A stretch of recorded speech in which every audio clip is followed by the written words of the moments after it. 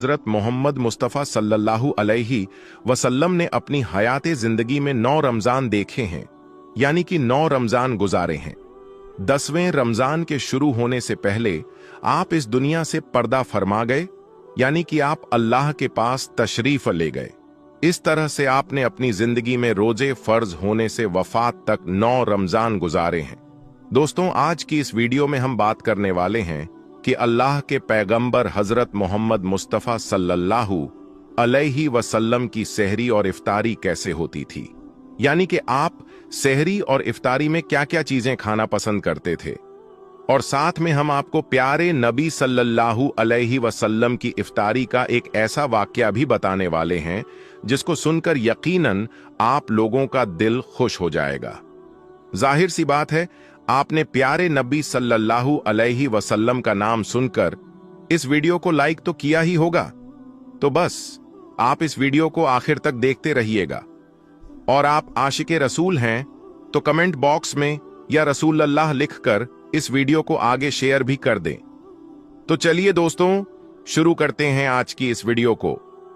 दोस्तों, हजरत अनस रजी अल्लाह ताला अन्हु फरमाते हैं कि अल्लाह के नबी सल्लल्लाहु अलैहि वसल्लम मगरिब की नमाज से पहले चंद खजूरों से इफ्तारी फरमाते थे, यानी कि आप ताजा खजूरों से इफ्तारी करते थे।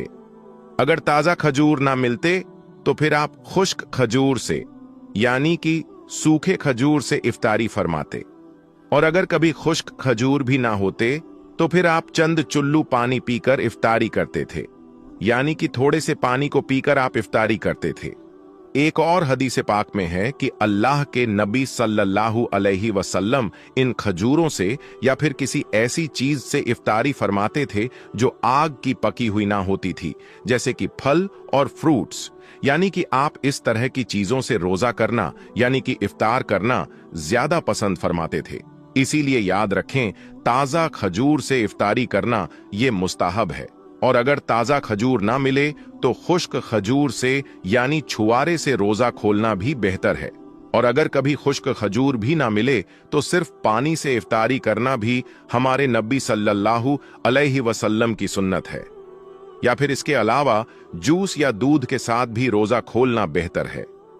याद रखें, अल्लाह के नबी सल्लल्लाहु अलैहि वसल्लम इफ्तारी में आग पर पकी हुई चीजों को नहीं खाते थे। इसका मतलब ये नहीं कि इसके लिए आपने मना फरमाया है, बल्कि इसके बारे में आपने इरशाद फरमाया है कि इफ्तारी में आग की पकी हुई चीजों को खाने से पेट को नुकसान पहुंचता है, मादे को नुकसान पहुंचता है। इसीलिए आप अपने आप को इस परेशानी से बचाने के लिए ऐसा करते थे। मगर आजकल तो देखने में आता है कि ज्यादातर लोग इफ्तारी में समोसे और पकौड़े को खाना ही ज्यादा पसंद करते हैं। मगर याद रखें, ऐसा अल्लाह के प्यारे नबी सल्लल्लाहु अलैहि वसल्लम कभी नहीं करते थे। इसके अलावा दोस्तों, अल्लाह के नबी सल्लल्लाहु अलैहि वसल्लम जब सहरी खाते थे तो बिल्कुल आखिरी वक्त में खाते थे। इधर हजरत बिलाल अजान दे रहे हैं और उधर आप आखिरी लुकमा खा रहे हैं, और उधर सूरज नीचे हुआ यानी कि डूबा, और आपने अपने मुंह में खजूर रखी यानी कि इफ्तारी की। ऐसा आप इसलिए करते थे ताकि अपनी उम्मत पर भूख का वक्त कम से कम आए। एक मर्तबा अल्लाह नबी सल्लल्लाहु अलैहि वसल्लम सहरी के वक्त में बकरे की सीरी खा रहे थे। हजरत अली भी आपके साथ में थे। इतने में हजरत बिलाल रजी अल्लाह ताला अन्हु आए और अर्ज करने लगे, या रसूल अल्लाह सल्लल्लाहु अलैहि वसल्लम, वक्त खत्म हो गया है, मैं अजान देने जा रहा हूं, आप बराए मेहरबानी खाना पीना बंद करें। और ये कहकर हजरत बिलाल अजान देने चले गए और अजान देने की तैयारी करने लगे। इतने में हजरत बिलाल को ख्याल आया कि पता नहीं मेरे नबी ने खाना पीना बंद किया है या नहीं। इसीलिए हजरत बिलाल वापस आ गए और आकर देखा तो अभी भी अल्लाह के नबी सहरी खा रहे थे। ये देखकर हजरत बिलाल ने कहा, या रसूल अल्लाह, अल्लाह की कसम, सहरी का वक्त खत्म हो गया है, सुबह हो गई है। तो ये सुनकर आप सल्लल्लाहु अलैहि वसल्लम ने अपने हाथ नीचे कर लिए और कहने लगे, ऐ बिलाल, अभी वक्त बाकी था, लेकिन तेरी कसम खाने पर अल्लाह ने उसको पहले ही निकाल दिया कि तेरी कसम कहीं झूठी ना पड़ जाए। फिर हजरत अली ने फरमाया, अगर बिलाल कसम ना खाते तो जब तक मेरे नबी सल्लल्लाहु अलैहि वसल्लम खाते रहते थे तब तक सुबह सादिक नहीं होती। अब दोस्तों आपको उन 10 चीजों के बारे में बताते हैं जिनको अल्लाह के प्यारे नबी सल्लल्लाहु अलैहि वसल्लम बहुत पसंद फरमाते थे और इनको शौक के साथ में तनावुल फरमाया करते थे। याद रखें, अपने प्यारे नबी सल्लल्लाहु अलैहि वसल्लम का खाना पीना बड़ा ही सादा था। शहद, जैतून, कद्दू का तेल तो आप बड़े शौक से खाते थे। आप अपने मुंह और दांतों का भी बहुत ख्याल रखते थे। इस वजह से आप कच्चा प्याज और लहसुन कभी नहीं खाते थे। आप प्याज और लहसुन को उनकी बदबू की वजह से नापसंद फरमाते थे। याद रखें, अल्लाह के रसूल सल्लल्लाहु अलैहि वसल्लम को अगर कोई चीज या कोई खाना पीना पसंद ना होता तो आप उसको छोड़ देते थे, यानी कि उसको नहीं खाते थे, मगर उस चीज को आप बुरा नहीं कहते थे। हदीसे पाक में है कि अल्लाह के नबी सल्लल्लाहु अलैहि वसल्लम की आदतें मुबारका थीं कि आपको जिस किस्म का भी खाना मिल जाता था आप उसको तनावुल फरमा लेते थे, यानी कि आप वो तमाम खाने जो खुदा ने हलाल किए हैं उसको तनावुल फरमा लेते थे। मगर ये 10 चीजें अल्लाह के नबी को बहुत ज्यादा पसंद थी। इनको आप बड़े ही शौक के साथ तनावुल फरमाते थे। नंबर 1, खजूर। दोस्तों, अल्लाह के प्यारे नबी हजरत मोहम्मद सल्लल्लाहु अलैहि वसल्लम को खजूर सबसे ज्यादा पसंद थी। आप चंद खजूरों से इफ्तारी फरमाते थे, यानी कि ताजा खजूरों से आप इफ्तारी करते थे। अगर ताजा खजूर ना मिलती तो फिर आप खुश्क खजूर से इफ्तारी करते थे, और अगर खुश्क खजूर भी ना मिलती तो फिर आप पानी से इफ्तारी करते थे। खजूरों में सबसे ज्यादा आपको अजवा खजूर सबसे ज्यादा पसंद थी। आप सल्लल्लाहु अलैहि वसल्लम ने फरमाया कि जिस घर में खजूर होते हैं उस घर में कभी भी फाका नहीं होता है। नंबर 2, अंगूर। दोस्तों, अल्लाह के प्यारे नबी हजरत मोहम्मद सल्लल्लाहु अलैहि वसल्लम को अंगूर खाना भी बहुत पसंद था, यानी कि आप अंगूर को बड़े ही शौक के साथ में खाते थे, क्योंकि इंसानी सेहत के लिए भी ये बहुत ही फायदेमंद फल है।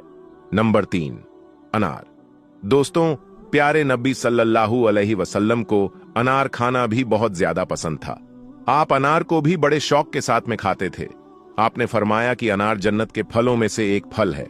नंबर 4, अंजीर। दोस्तों, अल्लाह के नबी हजरत मोहम्मद सल्लल्लाहु अलैहि वसल्लम की पसंदीदा गिजाओं में से एक गिजा अंजीर भी है। आपने फरमाया कि अंजीर भी जन्नत के फलों में से एक फल है, क्योंकि जन्नत में जितने भी सफल होंगे वो अंजीर की तरह होंगे। उनमें अंजीर की तरह की ना कोई छिलका होगा और ना ही कोई गुठली होगी। इसके अलावा आप सल्लल्लाहु अलैहि वसल्लम ने फरमाया कि अंजीर का फल कई तरह की बीमारियों को भी रोकता है। नंबर 5, तरबूज। दोस्तों, अल्लाह के नबी हजरत मोहम्मद सल्लल्लाहु अलैहि वसल्लम को इफ्तारी में तरबूज भी बहुत ज्यादा पसंद था। आप अक्सर तरबूज को खजूर के साथ में मिलाकर खाते थे। हजरत आयशा रज़ियल्लाहु ताला अन्हा से रिवायत है कि रसूल खुदा सल्लल्लाहु अलैहि वसल्लम अक्सर तरबूज को खजूरों के साथ में मिलाकर खाते थे। नंबर 6, दूध। दोस्तों, दूध भी हमारे प्यारे नबी हजरत मोहम्मद सल्लल्लाहु अलैहि वसल्लम की पसंदीदा गिजा में से एक गिजा थी। आपको दूध बहुत ज्यादा पसंद था। आप अक्सर गाय और बकरी का दूध इस्तेमाल करते थे। आप दूध को कभी खालिस तो कभी पानी में मिलाकर पीना पसंद करते थे। नंबर 7, शहद। दोस्तों, अल्लाह के प्यारे नबी सल्लल्लाहु अलैहि वसल्लम को शहद भी बहुत ज्यादा पसंद था। आप अक्सर शहद का इस्तेमाल करते थे, और यही नहीं, शहद का जिक्र कुरान पाक में भी कई दफा आया है। नंबर 8, गोश्त। दोस्तों, पहले नबी सल्लल्लाहु अलैहि वसल्लम को गोश्त खाना भी बहुत पसंद था। आपने फरमाया कि दुनिया और जन्नत दोनों जगह में सब खानों का सरदार गोश्त होगा। आप शोरबे वाले गोश्त को ज्यादा पसंद फरमाते थे।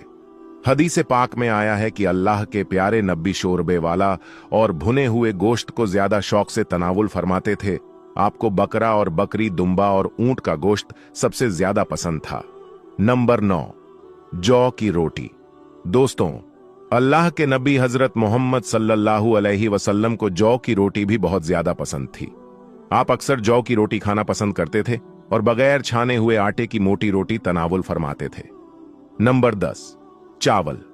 दोस्तों, प्यारे नबी सल्लल्लाहु अलैहि वसल्लम को चावल खाना भी बहुत ज्यादा पसंद था। आप चावल को भी बड़े शौक के साथ में खाते थे। आप सल्लल्लाहु अलैहि वसल्लम ने फरमाया कि अल्लाह ने चावल के दानों में बहुत बरकत रखी हुई है। दोस्तों, अब हम आपको अल्लाह के पैगंबर हजरत मोहम्मद मुस्तफ़ा सल्लल्लाहु अलैहि वसल्लम के बचपन का बकरियां चराने का बहुत ही खूबसूरत वाकया बताने वाले हैं, जिसको सुनकर आपका भी दिल खुश हो जाएगा।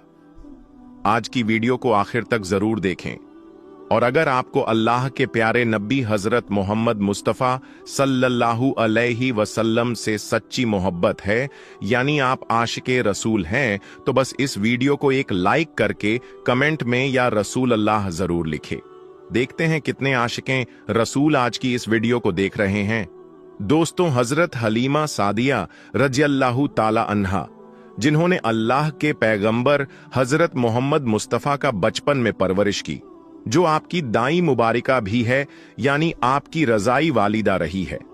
हजरत हलीमा सादिया रज़ियल्लाहु ताला अन्हा फरमाती है कि जब से मोहम्मद मेरी जिंदगी में आया तो उनकी बरकत से मेरी तो जिंदगी ही बदल गई।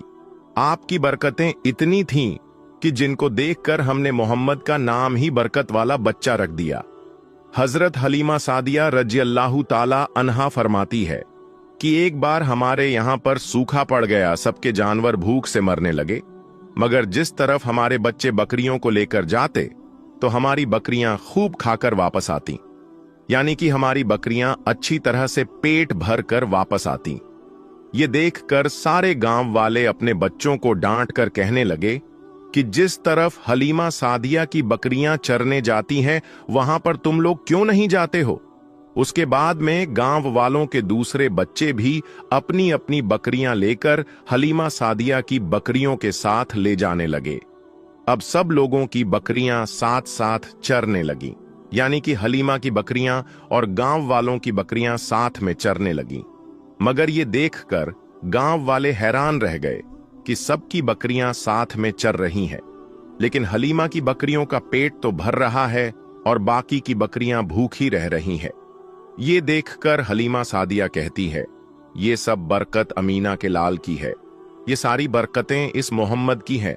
और यही नहीं, हजरत हलीमा सादिया रज़ियल्लाहु ताला अन्हा कहती है कि गांव में जब भी किसी की बकरी बीमार हो जाती तो गांव वाले उस बकरी को लेकर हमारे घर आते और मोहम्मद का नन्हा सा हाथ बीमार बकरी पर फेर देते तो वो बकरी फौरन ठीक हो जाती। और यही नहीं, अगर गांव में कोई बच्चा बीमार हो जाता तो उस बीमार बच्चे पर मोहम्मद का हाथ फेर देते तो वो बिल्कुल ठीक हो जाता। प्यारे दोस्तों, अल्लाह के पैगंबर हजरत मोहम्मद मुस्तफ़ा सल्लल्लाहु अलैहि वसल्लम जब हजरत हलीमा सादिया के पास में परवरिश पा रहे थे और जब आपकी उम्र मुबारक 3 साल की हो गई थी, तो एक दिन हलीमा सादिया की सगी बेटी अपनी मां से कहने लगी, यानी कि आप सल्लल्लाहु अलैहि वसल्लम की मुंह बोली बहन, अपनी मां हलीमा सादिया से कहने लगी कि जब मैं बकरी चराने के लिए जाती हूं तो मेरा वहां पर भाई मोहम्मद के बगैर दिल नहीं लगता। ये मेरी मां, मेरा एक काम करो, जब मैं बकरियां चराने के लिए जाऊं तो मेरे भाई मोहम्मद को भी मेरे साथ में भेज देना। तो ये सुनकर हजरत हलीमा सादिया रज़ियल्लाहु ताला अन्हा कहने लगी, नहीं बेटी, अभी मोहम्मद बहुत छोटा है, अभी ये बहुत नरम नाजुक है, कहीं इसको धूप लग गई तो देखो कितना हसीन और मुबारक चेहरा है, मैं इसको तकलीफ नहीं दे सकती। ये तो मेरा शहजादा है, अगर मोहम्मद के पांव में कोई पत्थर चुभ जाए, अगर जंगल में जाते हुए मोहम्मद के पैरों में कोई कांटा चुभ गया तो अभी ये बहुत छोटा है, इसीलिए मैं इसको तुम्हारे साथ जंगल में नहीं भेज सकती। जंगल में जानवर इसको तकलीफ पहुंचाएंगे, वो इसको मशक्कत में डाल देंगे। ये सुनकर हजरत हलीमा सादिया की बेटी कहने लगी, ऐ मां, तुम धूप की बात करती हो, जब मैं कभी भाई मोहम्मद के साथ में बाहर जाती हूं तो आसमान से बादल आकर हम पर साया करते हैं। और अम्मी जान, तुम जंगलों के जानवरों की बात करती हो तो सुनो, जंगल के जानवर भाई मोहम्मद के मुंह को चूमते हैं, जानवर तो उसको सजदा करते हैं। और यही नहीं, जब भी हम भाई मोहम्मद के साथ बकरियां चराने के लिए जाते हैं तो हमारे सब काम आसान हो जाते हैं। हमारी बकरियां भी इधर उधर नहीं जाती। जब हजरत हलीमा सादिया की बेटी बार बार इसरार करने लगी तो हजरत हलीमा सादिया ने इजाजत दे दी। उसके बाद दूसरे दिन अल्लाह के पैगंबर हजरत मोहम्मद मुस्तफ़ा सल्लल्लाहु अलैहि वसल्लम अपनी बहन और बकरियों के साथ जंगल में बकरियां चराने के लिए निकल पड़े।